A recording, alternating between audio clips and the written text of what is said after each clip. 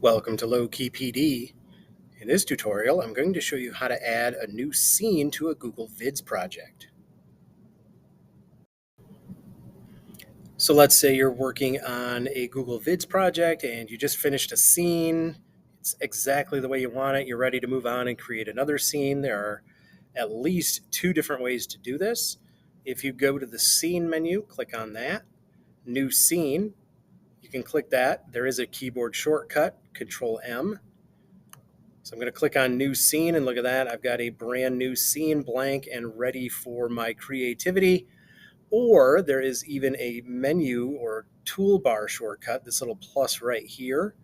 We'll also add a new scene. Whichever one is more convenient for you, use whichever one you like. There's multiple ways to do it. That's how you can add a new scene to a Google Vids project.